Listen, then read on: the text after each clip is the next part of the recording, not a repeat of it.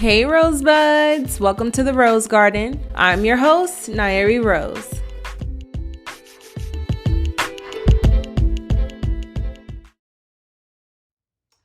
Hey Rosebuds, welcome to the Rose Garden. It's your host, Nyeri Rose. And before I start my speech or spiel, I first want to apologize to the Rosebuds as well as myself for not being as consistent as I should be.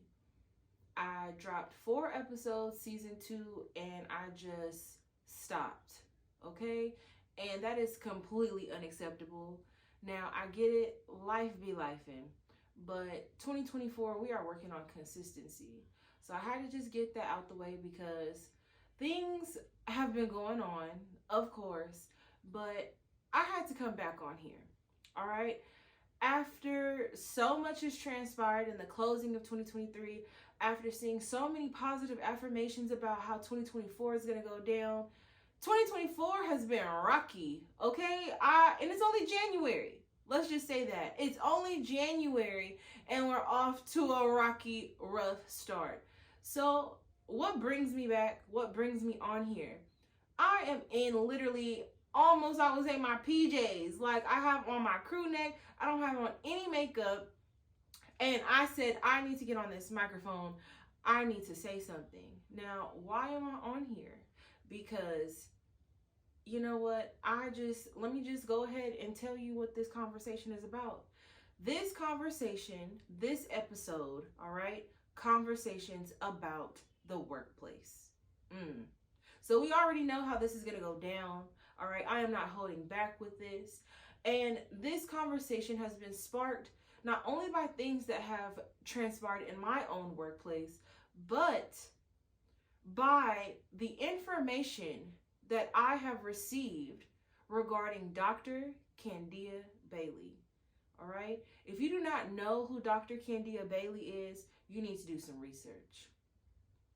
You need to do some research right now and figure out how come this beautiful Black woman with a doctoral commits suicide January 12th, 2024 at the hands of not being heard, at the hands of being depressed, having anxiety, at the hands of her superior or who would be her boss, all right? Not supporting her in the workplace. And all of that leads to her committing suicide. Now, I have the utmost respect for her and what she's done. As she was a Lincoln University alumni, she attended an HBCU. And as someone who had just accepted a new position, and I will say, anytime that you receive an opportunity to be promoted, while it's a blessing, beware. Lately, and it's as far as going, I have the Dollar General market around the corner from where I live, and I've talked to people who work there, and they're like, oh, well, I was promoted as manager, but I don't want it. My husband, as a Black man, has been offered several times to be promoted in his work field. He doesn't want it. And so I have to ask myself, why is it that now, more than ever, people of color are afraid to step into these positions, right? You're thinking, okay, if I am promoted, all right, I'm going to get more money. Obviously, we want to chase the bag. It's a good look on your resume, but is it beneficial and is it going to impact our mental health? That is the question. That is the T. So I will do my best to be as organized with this rant, speech, whatever you want to call it, but I'm upset. So to give you more background, all right, I'm going to be looking at my computer here, just to give you more background on Dr. Candia, Miss Dr. Bailey, all right, a queen she is. This woman, she worked as a vice president of student affairs. And apparently, in her position, which she took May 2023, she described in several emails that she did not feel safe, she did not feel heard, comfortable, and she worked endlessly to take care of business, okay? She described that she would be on vacation working. she would take phone calls after 2 a.m., which I don't even do, and I'm an educator. She took phone calls, all right, to help those in need. She was at everyone's beck and call, but who was at her call when she needed help? Okay, so I've been looking at several articles. I've watched TikTok videos. Even Forbes has the audacity of reporting academia is failing Black women. I wonder why. Now, granted, I don't know every single occurrence that happened. I don't know the conversation between Dr. Bailey and the president. I will not say his name because I don't feel comfortable. Based on the evidence, and it seems incriminating, based on what's going down, I just can't bring myself to understand why someone who actually called out for help had not been helped. There was no aid. She literally emailed the board of curators and they said, "You know what? Regarding your mental health, we cannot investigate this any further. We do not handle situations as such." And this is not the first time that I'm hearing of things like this. This has been going on for so long. And even when I first heard about this situation, I actually heard about it on the Shade Room. And I'm a little disappointed because the headline was that the president, Dr. Mosley or Mr. Mosley, the president of that university, he was asked to step down or he was suspended. Whatever the case, he received paid leave, all right, pending whatever is happening. And that was the headline on the Shade Room. What should have been the headline was Dr. Bailey, not the non-person of color. Because we like to talk about racism in America, and we like to talk about injustice and academia failing, but how are we not highlighting the person who has been failed? Like, make it make sense to me. And I watched another TikTok video where someone was like, fall in the community. But as a woman of color, as a black woman, sometimes you can't fall on your community because the majority of your community aren't people who understand you, aren't people who have the same walks of life that you have. Sometimes the people of color who are within your community, they're going through the same thing. So I guess my question is, and where my frustration comes from, is what can we do to not let this happen again? To not let this instance occur? Because it took this woman taking her life to get any attention at all. And it should have never come to that, ever. Like, this is unacceptable. And I've been through so much in the workplace and being an educator, and not just an educator, working in retail. I've never worked in the food service industry, but I know that they have their own disparities and things that they go through. But it's hard navigating spaces when you feel like you cannot articulate yourself the way that you need to. There's too much tone policing, too much checking for attitude, all right, instead of people just being heard. We need to be heard more and assessed less, okay? Because there are too many people trying to be in charge, right? And at the end of the day, we have to do what's best for the community. Even if we can't lean on our community, at the end of the day, I believe Black women are doing whatever they can to save what's left of our community. Because it is failing. It's crumbling. It's been crumbling. This is nothing new. It's just devastating that this is being publicized, right, in the way that it is. And it's been overshadowed by what I would say is bullcrap, to be honest. And the only thing that I'm really thinking of when I say it's being overshadowed, I know that there was a situation where Cat Williams, he dropped an explosive interview, which I will talk about at another time. But when you really look at what goes on and what takes mass attention, mass media's attention, all right, It's always going to be some celebrity that supersedes what's happening right in front of our eyes. And that's the problem that I have, is that these types of things happen right in front of our eyes. And then we say, oh, that's unfortunate. And then we move on to the next thing, right? And before this, I'm pretty sure I read or I saw somewhere where there are about 213 bodies found behind a jail in Mississippi. I hope I'm correct with the location, but you have people reporting their loved ones missing and we're just burying bodies. We need to do better.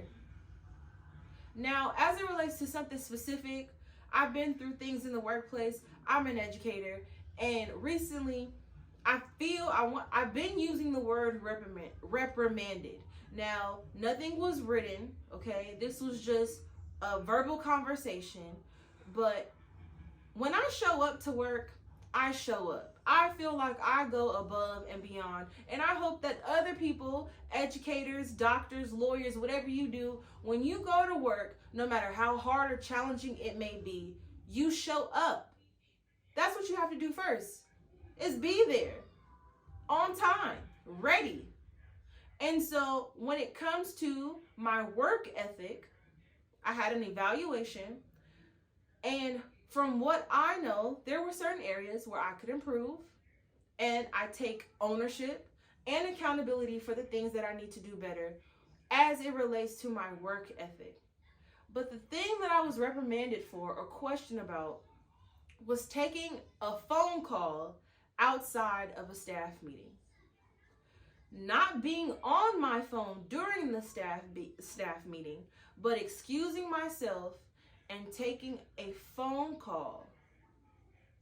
And I was asked about the contents of my phone call while not present in the meeting. Mind you, I stepped out for a minute.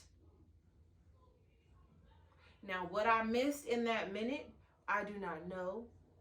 But I was asked by my supervisor, was it necessary to take a phone call? And I have 2 small children. And on top of that, I was told that I need to prioritize what's important. Now, I want you to sit with that. How would you feel if you know you show up on time, you work hard, not making any excuses, you know that there is room for improvement, but out of all of the things that you are doing, that you are excelling in, that you are bringing to your community, you are told to prioritize what's important? How would you feel? I just want to know, because to be honest, I had to sit and swallow when I was told that. Not only was I told that, it seemed like no one else was told that type of, I don't know what to call. I don't know if it was a critique. It seemed like no one else was told to prioritize what was important, except for me. Now, I'm only going to speak to what I've personally experienced, but correct me if I'm wrong, doesn't that feel a little discriminatory? Because for so long, I'll tell you the type of person that I used to be, all right? I used to be the type of person who would listen to things like that and internalize it, eat it up, and then I would lessen my worth. I would lessen my value. I would make myself small. I would tell myself, because these people have titles that are above me, all right, that they're right. They know more. They know better. You need to get it together. What are you doing? Do you want to lose your job? But new me, I know better than that. I know how to observe, how to actively listen, how to receive and I'm working on letting go. Because sometimes you have to let things go. But in the instance of Dr. Bailey, when you are constantly being policed and criticized and not valued for the work that you do and what you bring to the table, how do you sit with that? How can you sit with that? This woman, during her evaluation, apparently she received a 36 out of 100. That is below 50%. That's an F minus. 36 out of 100. You're basically saying that Dr. Bailey sucked at what she did. And judging from all of the videos that I've watched, this woman was incredible. She was outstanding and she did her job. And I'm tired of women who do their job being told that they have to be better, that they have to work harder, that they have to jump over hoops and loops and do flips and tricks, all right, just to get the minimum F. Because it doesn't matter what you do to someone else, you'll never be good enough. So I guess the lesson for today, Rosebuds, is be good enough for you. Be good enough for you. Do what you have to do. Show up how you need to show up. I showed up no makeup and I've come a long way. If you know, you know. Because I felt like I have to talk about this. I can't just sit by and be in my feelings, because really and truly I haven't been consistent because I've been in my feels. Okay? I have been analyzing and overanalyzing and still trying to put together what my purpose in life is. But I am coming and growing into my voice, and I will continue to use my voice. And even if I don't have all the facts, I at least know through the gift of discernment that this is not right. This is unacceptable. And it's unacceptable that we overshadow situations as such with bullcrap. That's all I'm going to say.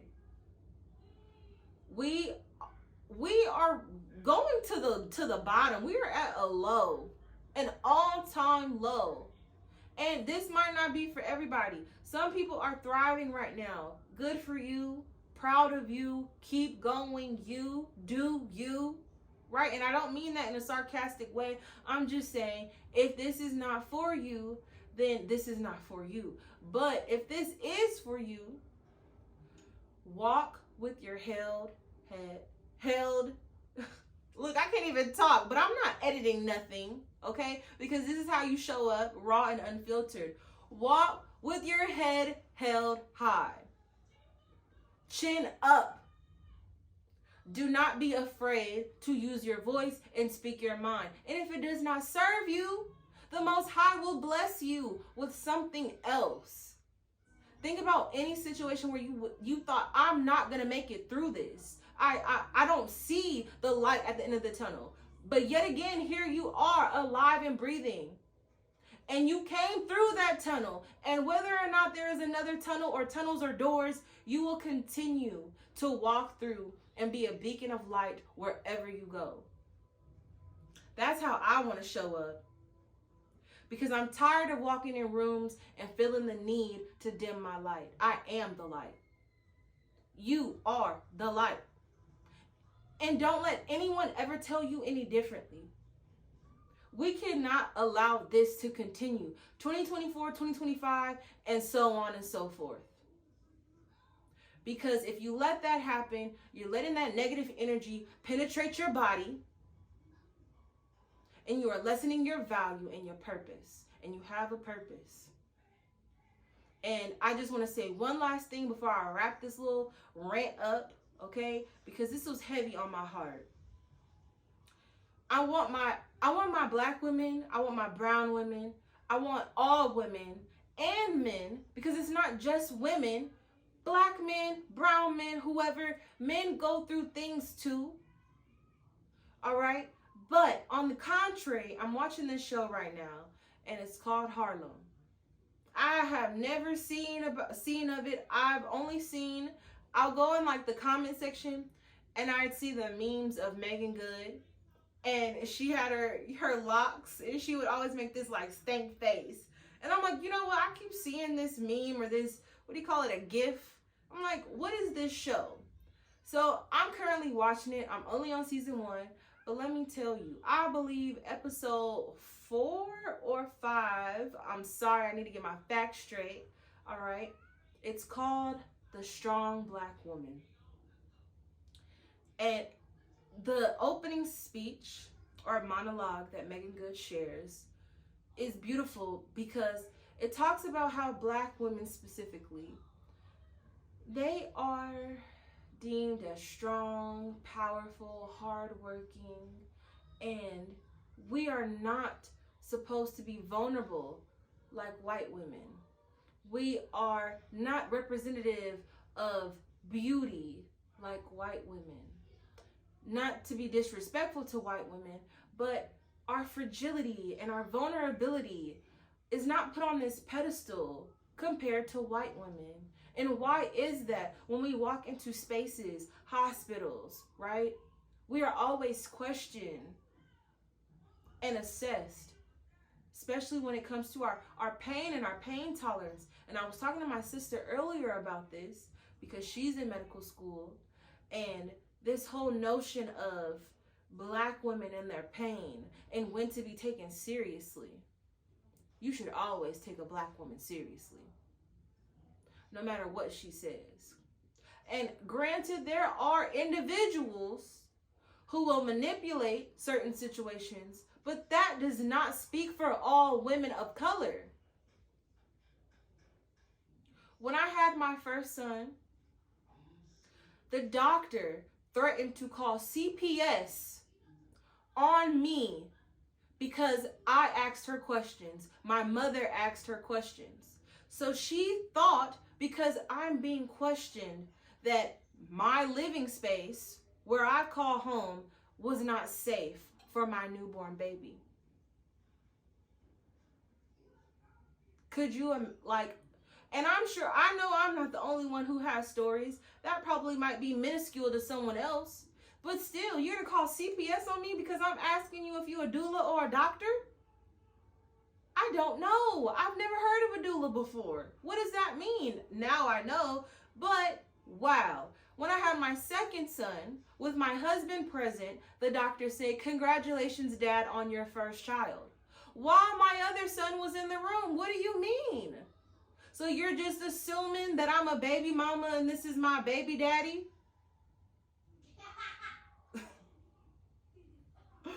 What the timing. But it's things like that that make me go, what the freak? What's wrong with people? And I know recently, because I've watched a little of Married to Medicine, which is a reality TV series, and I know Dr. Jackie was under some fire for comments that she made about Black women taking advantage of the healthcare system and lying about their pain levels. Now, I'm going to tell you something. When I'm in pain, I cannot talk. I go mute. I don't know why, but it's something about being in pain that brings me to silence. I cannot speak. I don't know how to articulate my pain levels and the scale of how I feel.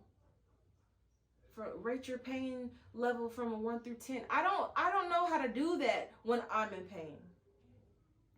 And then you have women who vocalize their pain and to be told, "Oh, that's okay," or "It's probably something minuscule," which was shown in the TV show Harlem. It's more than frustrating. It's aggravating, it's insulting, it's demeaning, and we're tired. Why have a hospital and why go to the hospital if you're not going to be heard? Why is it that Black women have to be strong all the time? And I'm not talking about strength. I'm not talking about physicality. I'm talking about just the construct of what it means for a Black woman to be strong, and that she has to tolerate so much, and when she's had enough, oh, she crazy. Something wrong with her. Maybe you need therapy. And I'm pretty sure worse has been heard. But for me, it's just, at this point, it's a little redundant. America, we have a problem. And we need to do better. Like, we need to do better. Because we can't keep carrying on like this. So I encourage everyone, if you're watching this, do your research. Lean into your community. Find your tribe if you haven't already. And for my isolated brothers and sisters, because some of us don't have a tribe and can't find a tribe, you have to continue working on you. You have to continue healing you in order to attract the energy you want to receive. If you are out walking around low vibrational and you don't have positivity and love in your heart, you're not going to receive. This year is about abundance. 2024, abundance. If you want to experience an abundant life, you have to do the work. You were supposed to do the work 2023, but it's okay. Some of us, we did some work, then we fell off, then we did a little bit more, then we fell off. And it's okay.